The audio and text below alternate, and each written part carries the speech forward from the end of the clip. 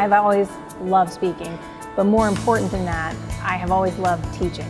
I absolutely love being with a group of people, helping open their minds, just create a little bit of new awareness or a new perspective, something that allows them to see things, kind of experience their world in a little bit different way, something that alleviates some of the stress and the overwhelm and all of the change and things that we're going through right now.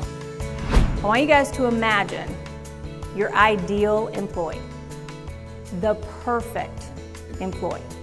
This is the employee that asks you for extra work.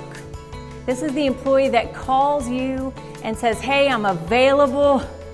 It could happen. I'm available on Saturday for the late night shift. Now I want you to think about all the way down the spectrum to the other employee. The one that stresses you out when they're on the schedule. The one you don't know if they're going to show up when they're on the schedule. The one your customers find you to tell you about, but not because they've done something fantastic. What's the difference? What makes the difference? You probably hired them both unless you inherited a challenge, right? What's the difference between those two employees and their performance? Well, it is engagement. And it comes down to what you said. One, commitment. They want to be there. They're committed to being there.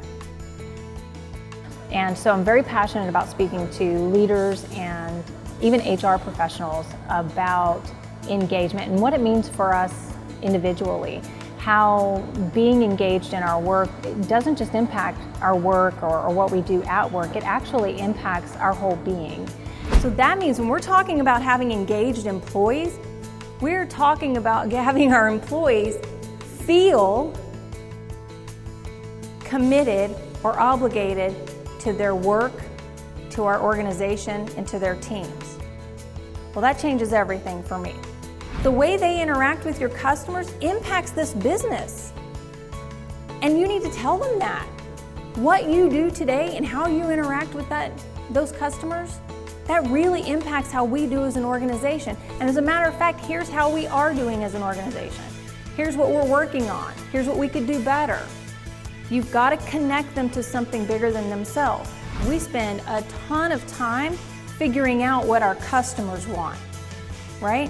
We set up our displays, we provide the services, we set up this really cool concept based on what our customers tell us they want.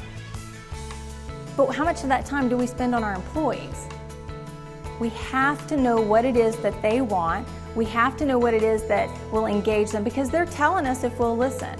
My singular objective, regardless of what our topic is to generate awareness, because I think that is the gold star. That is what any speaker who presents to any group or any teacher, the ultimate goal should be that people walk away with some fresh insight or awareness.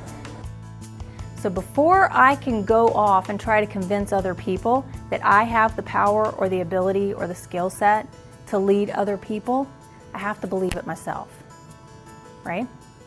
So that's why this session, as much as we want to try to jump into how do I convince and make everybody else respect me as a partner, this session is about you first. Because we cannot sell what we do not believe in. It starts and ends with you. Executive presence, leadership presence, presence in general starts and ends with you and the value that you place on your function and on yourself. What makes me different whenever I have a presentation is that it's going to be a conversation. So one of the things that I am very diligent about is making sure that I know your organization. I know what your challenges are before I ever step foot into that room. So that whenever I'm there and we're talking about engagement or we're talking about leadership, we're talking about what you're experiencing. So I think that's what differentiates me as a speaker. We're going to get real, and it's going to be really about you.